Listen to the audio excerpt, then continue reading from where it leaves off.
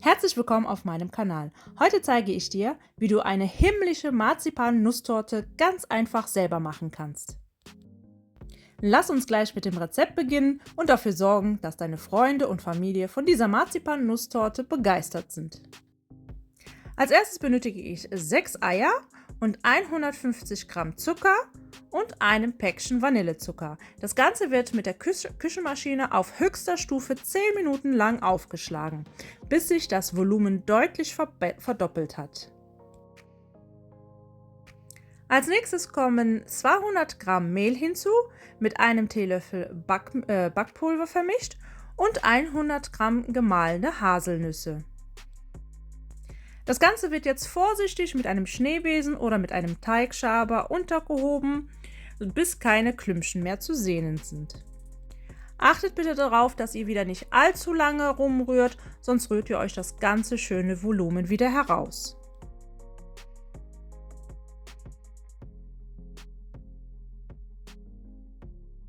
Als nächstes habe ich eine Springform mit Backpapier ausgekleidet. Den Rand bitte nicht einfetten. Die Springform hat bei mir einen Durchmesser von 28 cm. Ihr könnt auch eine 26 cm nehmen. Einmal kurz rütteln, aber nicht zu fest. Und das kommt dann in den vorgeheizten Backofen bei 170 Grad Ober- und Unterhitze für ca. 25 Minuten. Nach 25 Minuten kurz auskühlen lassen, so ungefähr 10 Minuten. Springformrand lösen und dann andersherum auskühlen lassen. Schaut mal, wie schön gleichmäßig hoch der gegangen ist.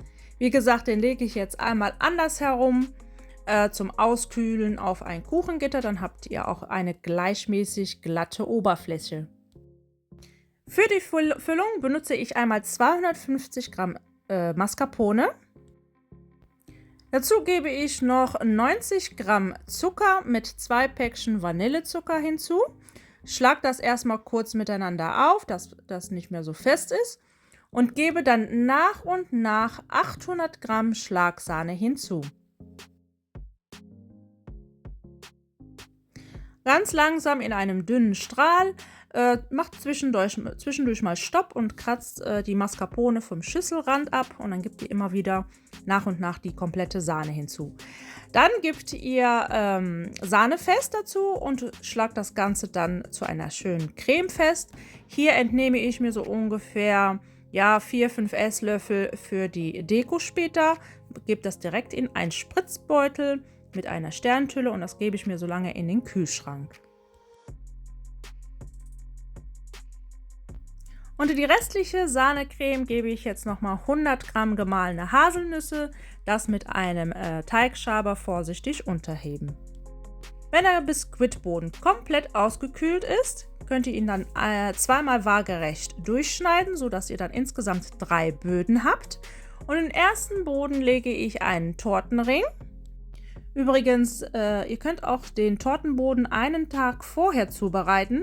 Da hat er die ganze Nacht dann Zeit auszukühlen und so könnt ihr den noch besser durchschneiden und dann krümelt der nicht so stark.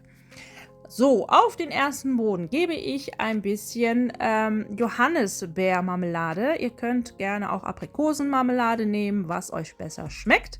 Einmal gleichmäßig und glatt verteilen und dann gebe ich schon die erste Schicht von meiner Nuss-Sahne-Creme.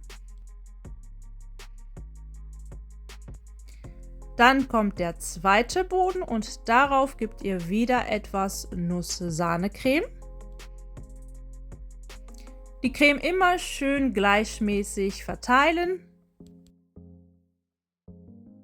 Und dann kommt der dritte Boden oben drauf und wieder ein bisschen Nuss-Sahne-Creme. Teilt euch die bitte gut ein, also hier oben kommt noch mal ein bisschen von der Creme und lasst euch bitte ein wenig über für später, um den Rand einzudecken. Also, wenn die Torte einmal komplett so fertig ist, kommt die erstmal für ein paar Stunden in den Kühlschrank, die restliche Sahne ebenfalls. So ungefähr nach 2 Stunden habe ich dann den Tortenring entfernt und gebe jetzt nun die restliche Sahne am Rand. Das muss jetzt nicht alles picobello gerade sein. Hauptsache alles gut bedeckt. Am besten klappt es, wenn ihr so eine kleine Palette habt. Wenn das Rezept schon bis hierhin euch gefallen hat, freue ich mich, wenn ihr jetzt einen Daumen nach oben hinterlässt.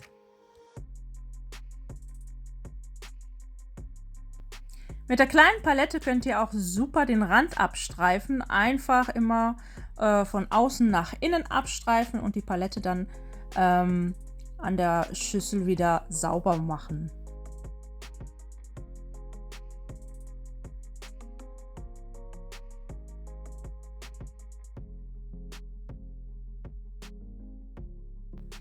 Für die Dekoration am Rand nehme ich Haselnusskrokant.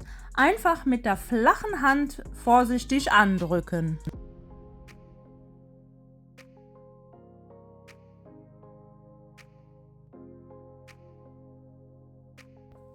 Zur Hilfe könnt ihr auch einen Spachtel benutzen, einfach die runtergefallenen Haselnusskrokant wieder vorsichtig von unten nach oben andrücken. Als nächstes brauchen wir eine Marzipandecke. Ich habe jetzt hier so eine fertig gekaufte. Ihr könnt auch ganz normal Marzipan nehmen und dann dünn ausrollen mit Puderzucker. Ich mache mir die Arbeit hier ganz einfach und habe jetzt schon fertig ausgerollten. Wenn ihr so einen Einteiler habt, könnt ihr den gerne benutzen. Wenn nicht, nehmt einfach euren Sprengformrand und drückt ihn dann auf das runde Marzipan. So habt ihr genau die Größe, die ihr für eure Torte braucht.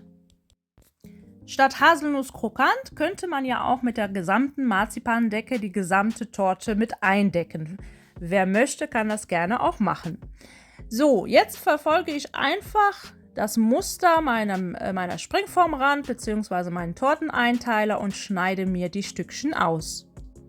Und die Stückchen kommen dann genauso wieder an der gleichen Stelle auf die Torte. Achtet darauf, dass ihr nicht immer abwechselnd oben, unten, rechts, links ein Marzipanstück kommt, weil so passt es dann perfekt auf die Torte. Die Spitzen drehe ich etwas leicht nach innen ein, wie ihr sehen könnt. Warum ich das jetzt so mache, dass ich die Stücke schneide, dann könnt ihr später die Torte besser anschneiden. In der Mitte gebe ich jetzt nochmal Haselnusskrokant. Wer hat und mag, kann gerne statt Haselnusskrokant in die Mitte nochmal Johannisbeermarmelade geben oder Himbeermarmelade oder Aprikosenmarmelade. Dann nehme ich meine zurückgelegte Sahne wieder aus dem Kühlschrank und mache mir auf jedes einzelne Stück kleine Tupfen. Die Torte sollte dann nochmals mindestens 2 Stunden kühlen. Und auf den Sahnehäubchen habe ich noch Haselnüsse mit drauf dekoriert.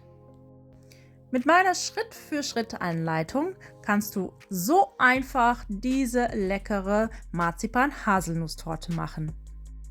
Diese leckere Torte kombiniert den köstlichen Geschmack vom Marzipan mit knackigen Nüssen, perfekt für jede Feier oder als süßer Genuss für zwischendurch. Vergiss bitte nicht, meinen Kanal zu abonnieren, mir einen Daumen nach oben zu hinterlassen, um mehr leckere Rezepte und Backtipps zu erhalten. Ich wünsche dir viel Spaß beim Nachbacken. Bis zum nächsten Mal. Bye bye.